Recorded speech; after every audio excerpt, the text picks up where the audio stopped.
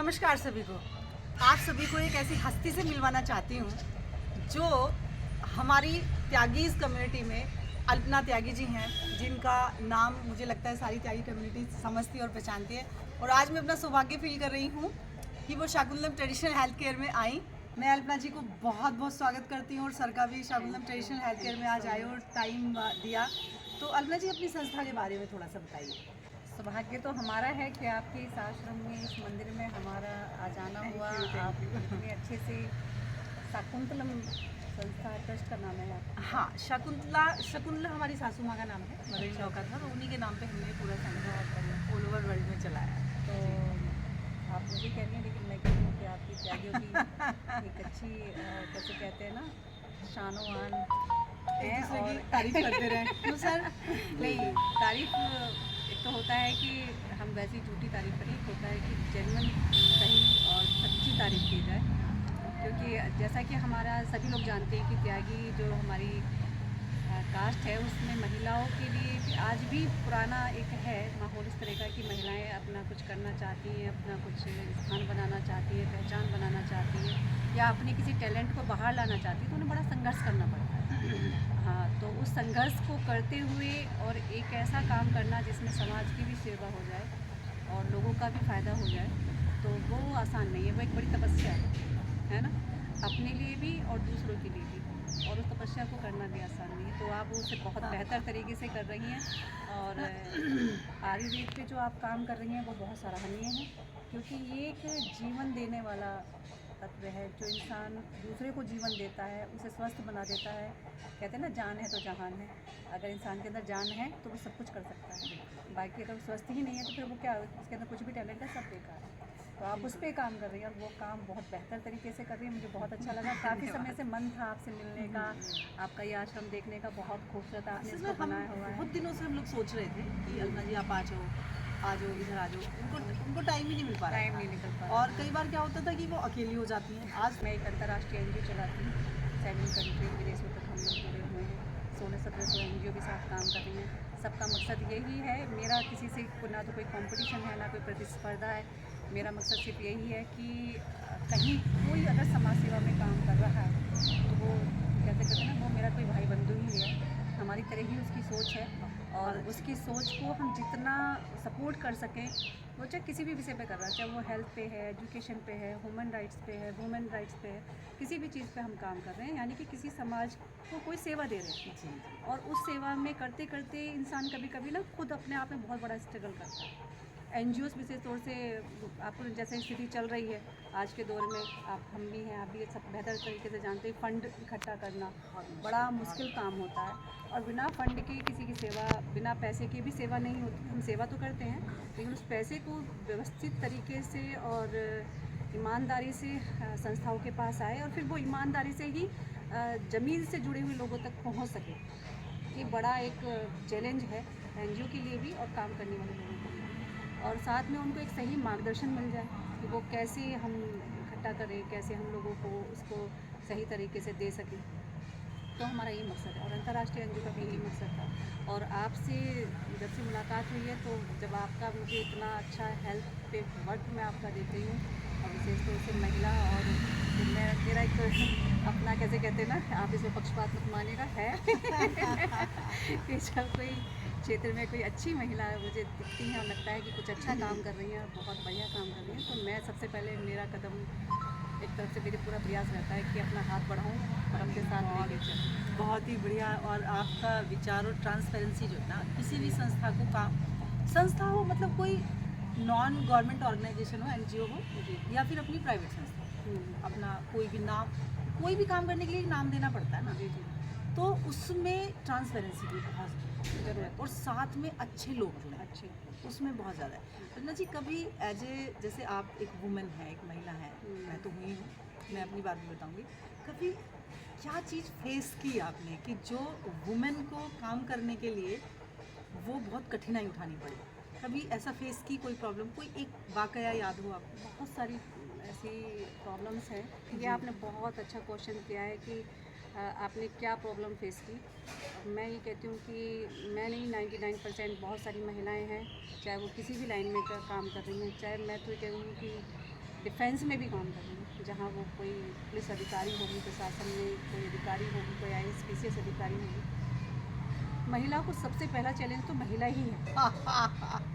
एक उसका महिला होना एक बहुत बड़ा चैलेंज है, और एक बहुत सारी रेखाएं खिंची होती हैं हम लोगों के आगे जब हम काम कर रहे होते हैं। तो वो रेखाओं को मैं ये नहीं कहती लांघना है, लेकिन उन रेखाओं में भी बंध के अपने आप को आज़ाद करना और उसमें अपने आप को कैसे कहते हैं ना कि प्रस्तुत करना भी बड़ा एक चैलेंज वाला है। और वो बहुत सारी प्रॉब्लम कई तरह की आती हैं। आप अगर समाज में सबसे पहले परिवार, वो एक बहुत बड़ा चैलेंज है कि जब आप घर से बाहर निकल रहे हो और परिवार की जिम्मेदारी भी हर महिला के ऊपर होती है, उसके बच्चे होते हैं, उसके पति होते हैं, उसके सास ससुर नंदे, आसपास का इर्द गिर्द का समाज। तो वो चाहे कुछ भी करे, घर में भी उसको पूरा अपना 100% उसको देना होता है और बाहर निकल कर भी उसको अपना 100% देना होता है। तो ये जो हम चैलेंज ले लेते हैं ना कि अपनी ये जिम्मेदारी, क्योंकि ये भी सही है कि अगर किसी महिला की उसके अपने बच्चे हम नहीं सक्सेस कर पा रहे हैं या अपने परिवार को, तो फिर वो भी एक चैलेंज है। और वहाँ उसको बराबर एक टास्क मिलता रहता है। हर फैमिली में है, कोई भी महिला काम कर रही है उसको एक टास्क जरूर दे दिया जाता है कि ये भी कंप्लीट करके जाना, ये भी कंप्लीट करके जाना। एक जेंट्स घर से बाहर निकलता है काम करने के लिए तो उसको सब कुछ तैयार मिलता है, यहाँ तक कि उसका एक हैंकी भी उठा के उसकी वाइफ तैयार करके प्रेस करके देगी। लेकिन अगर महिला घर से बाहर काम करने के लिए निकल रही है तो वो भी करके जाना है, अपने बच्चों को स्कूल भी टाइम से भेजना है, उसकी एजुकेशन का भी ध्यान रखना है, उनकी हेल्थ का भी ध्यान रखना है, यहाँ तक कि रिलेटिव का भी ध्यान रखना है, बहुत सारी चीज़ें। और उसके बाद फिर बाहर जाते हैं तो बाहर भी बहुत सारे चैलेंज, लोगों की मेंटेलिटी उसको फेस करना कि वो पता नहीं हमारे बारे में क्या सोच रहे हैं, किस तरह की उनकी फीलिंग्स है, उन फीलिंग्स को जवाब देना कि आप नेगेटिव सोच रहे हो, पॉजिटिव सोच रहे हो। बहुत सारे लोग पॉजिटिव भी सोचते हैं, बहुत अच्छा काम कर रहे हैं, बहुत है ना, बहुत सारे लोग नेगेटिव भी सोचते हैं, अरे पता नहीं कहाँ टाइम पास करते हुए भी। बड़ी सच्चाई है तो बाहर काम कर रही हैं तो चैलेंज तो आएंगे, आप उन चैलेंज को एक्सेप्ट कीजिए और उनका सामना कीजिए और अपनी रेखा खुद खींच के चलिए। तो जाहिर है कि आप दुनिया के किसी भी कोने में जाएंगी अपना बिल्कुल। बहुत एक दिल से निकली हुई ये सब बातें अल्पना जी बता रही हैं। और चैलेंजेस तो बहुत आते हैं, मेरी लाइफ में भी है। जैसे हम लोग भी शादी के तुरंत बाद बच्चे हुए और तुरंत पढ़ाई के लिए निकले, फिर मेडिकल कॉलेज और फिर हॉस्पिटल, जॉब, घर, बच्चे, मतलब बहुत कुछ सहा, बहुत कुछ सहा, बहुत सारी है ना, बहुत सारी चीज़ें सही। तो मैं तो जो फील करती हूँ। देखिए, कोई भी एक समाज तो मेल फीमेल की एनर्जी के बिना तो नहीं चल सकता। ये एक एनर्जी है, एक फीमेल जेंडर एनर्जी है, एक मेल जेंडर है। तो इसके बिना तो ना ब्रह्मांड चलने का, ना प्रकृति चलने की, और ना ही कोई समाज चलने का। दो एनर्जी हैं इनके चलने का। तो अभी मैं बहुत सारी वीडियोस भी देखती हूँ कि नहीं, महिलाओं को जो है, जो गर्ल हैं उनको मर्यादित रहना चाहिए। उस मर्यादा का एक तो मीनिंग मुझे नहीं समझ आता।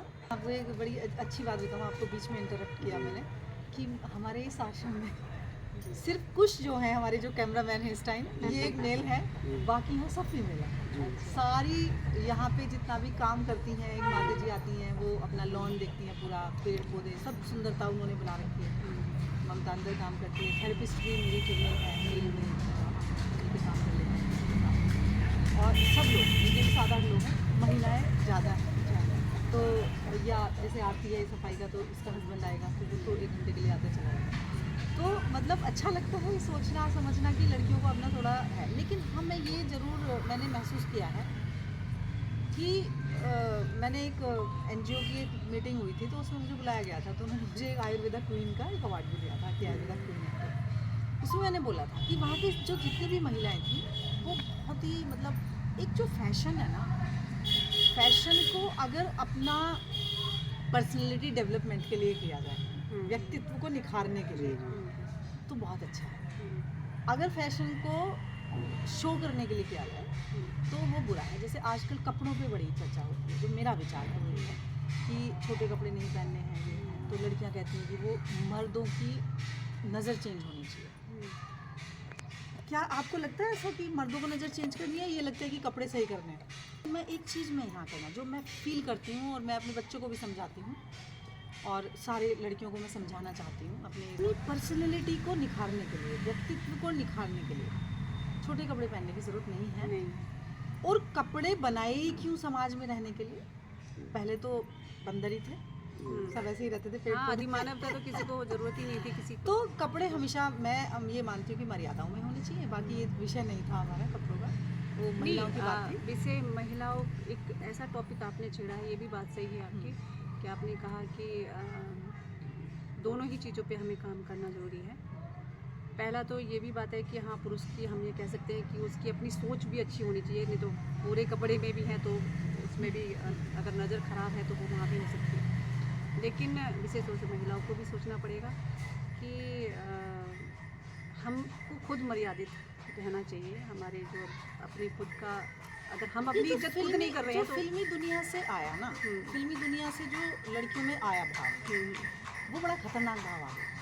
फिल्मों में तो ये नहीं पता पैसा कमाने के लिए मैं उसका भी जवाब देना चाहती हूँ। जैसे फिल्मी दुनिया की भी आप देख रहे होंगे, अगर आपने कभी फिल्मों में हीरोइनें देखी हैं, अक्सर बहुत सारी थीम पे फिल्में बनती हैं। आपने देखा होगा कि एक विलेन जो हीरोइन आती है वो हमेशा शॉर्ट कपड़ों में ही आएगी, ठीक है ना, और उसका ड्रेसअप बड़ा ऐसा होगा, मैं सब यूज नहीं करना चाहती। उधर जो हीरोइन होगी, सिंपल सी बात है कि वो कितनी भी पढ़ी लिखी हो या कुछ भी हो, लेकिन वो एकदम मर्यादित कपड़ों में ही आएगी। और जहाँ तक ना सोचने का विषय, सॉरी, ये सोचने का विषय है कि जैसे एक बेटा है और एक बेटी है, हमारे दोनों हो गए पास में, बच्चे हैं मेरे दोनों हैं, तो हम उनको ग्रो कैसे कर रहे हैं, उनको कल्टीवेट कैसे कर रहे हैं उनके माइंड को, बेटे को भी बेटी को भी। अब जमाना बराबरी का आ गया है, पढ़ाई वो भी कर रही है, वो भी कर रहे हैं, बाहर वो भी निकल रही हैं, वो भी कर रही हैं, वो कर रही हैं। हम अपनी लड़कियों को रोकते टोकते नहीं हैं। ये माँ का बहुत बड़ा फर्ज है मेरे हिसाब से, कि हमें रोकना चाहिए कि तुम बेटा जा रहे हो, नहीं थोड़ा लॉन्ग पहनो, ठीक है, स्कर्ट पहनो, नीचे तक पहन लो। अब हमारे कल्चर को आप देख रहे हो, पाश्चात्य जितने भी लोग हैं हमारे कल्चर को अपना रहे हैं, पश्चिमी लोग। हाँ, और हम अपने कल्चर को बोल रहे हैं। इस्कॉन में सारे जो कृष्ण से जुड़े हुए लोग हैं, सारा इतना मतलब मुझे अच्छा लगता है, राधिका बन रही है, राधा बन रही है, हाँ, बहुत अच्छा उनको चीज़ें समझ में आ रही हैं, लेकिन हम अगर इन चीज़ों से मतलब मुंह मोड़ रहे हैं तो ये समझिए कि हम खुद अपनी संस्कृति, अपनी सभ्यता, अपने संस्कारों का अपमान कर रहे हैं। तो ये विषय सिर्फ इसलिए आया, मैं अपने दर्शकों को बताना चाहती हूँ, ये विषय सिर्फ इसलिए आया क्योंकि हम कहीं ना कहीं महिलाएं हैं और अल्पना जी बहुत बड़ा काम कर रही हैं। मतलब मैं इनको देखती हूँ, ये कहीं ना कहीं कुछ ना कुछ मीटिंग्स के लिए निकली रहती हैं और कुछ ना कुछ महिलाओं के लिए करती रहती हैं। आज इनके वर्सेटाइल प्रोग्राम चलता है जो लड़कियों के लिए, गरीब लड़कियों के लिए वो मंच देती हैं, अपना पैसा खर्च करती हैं। एंटरटेनमेंट का अभी है। यही जैसे कि आपने कहा कि एंटरटेनमेंट में सीखती हैं महिलाएं कि भाई वो इस तरह के कपड़े पहने, ऐसा नहीं है। हमारी लता मंगेशकर आपने देखी होंगी, पुरानी कितनी अच्छी सिंगर हैं, और उनसे जैसी कोई फेमस आज तक कोई नहीं बन सकता, कोई नहीं बन सकता। है ना। जितना भी आप जितने भी मतलब जो क्या कहना चाहिए, सक्सेस लोग जिन्हें कहते हैं, रतन टाटा भी गए हैं हमारे सर, तो क्या नहीं किया उन्होंने, तो इतना बड़ा एम्पायर उन्होंने खड़ा किया, क्या वो कम कपड़ों में? सही बात है यही। अगर आप तो टैलेंट, आप अपने आप को मर्यादित रखिए, अपने आप को सभ्य रखिए, तो इसलिए विषय आया। और मैं भी कहीं ना कहीं, क्योंकि मैं महिला हूँ और मैंने बहुत चीज़ें फेस की हैं लाइफ में, अभी फिर दूसरे एपिसोड में हम लोग चर्चा करेंगे, बड़ा अच्छा विषय उठेगा। और क्योंकि हमने ये चीज़ें फेस की हैं, हम अपने दोनों लड़का और लड़की को कैसे ग्रोन अप कर रहे हैं, कैसे उनके अंदर विचार डाल रहे हैं। मैं संस्कार शब्द जो है ना, वो ज़्यादातर ये लोग सोच लेते हैं संस्कार मतलब गुरुकुल की बात है या उसकी बात है, मैं वो शब्द यूज़ ना करके मैं यूज़ कर रही हूँ, हम उनके अंदर थॉट प्रोसेस कैसा डाल, तो वो थॉट प्रोसेस ही काम करता है आगे लड़कियों के लिए और लड़कों के लिए, कि लड़के अब अपने गृहस्थी को कैसे संभालें और लड़कियां जो हैं किस तरीके से अपने व्यक्तित्व को निखार के उस सक्सेस पे पहुँचे, सफलता पे पहुँचे। तो मेरे हिसाब से तो वीडियो बहुत लंबी हो जाएगी, क्योंकि टॉपिक हमारे पास बहुत सारे हैं। बहुत अच्छा लगा, आपने इतनी अच्छी अच्छी टॉपिक्स पे बात की है और सारे विषय बहुत अच्छे हैं। और इस वीडियो के साथ बहुत गहन चर्चा हो गई हर सारे विषय में, और भी हो सकती है, क्योंकि मैंने तो अल्पना जी इतना रिसर्च किया है इस पे, मैं गई हूँ, देखा है, लोगों के विचार देखे हैं, गर्ल्स के विचार देखे हैं। कोई भी गर्ल, कोई भी लेडी अगर वो फैशन पे ध्यान देती है या कपड़े या उस पर ध्यान दे रही है, वो सक्सेस उतनी नहीं होती, वो केवल एक कंपनी में 20,000 की नौकरी कर रही 10-20 हज़ार रुपये की नौकरी। लेकिन जो वुमेन एंटरप्रेन्योर बन रही हैं, जो वुमेन बिजनेस वुमेन बन रही हैं, या जो वुमेन आज पायलट हैं, जो हवाई जहाज उड़ा रही हैं, या जो इंजीनियर हैं, वो हमेशा अपने ड्रेसअप को देखो, हल्के फुल्के कपड़े ये सब तो हमेशा ध्यान रखना है। सभी गर्ल्स से मैं माफ़ी मांगना चाहूँगी, मेरा किसी को दिल दुखाने का हमारा मतलब नहीं है, हमारा मकसद है सिर्फ एक अच्छा मैसेज लोगों तक पहुँचे। तो बहुत बहुत धन्यवाद।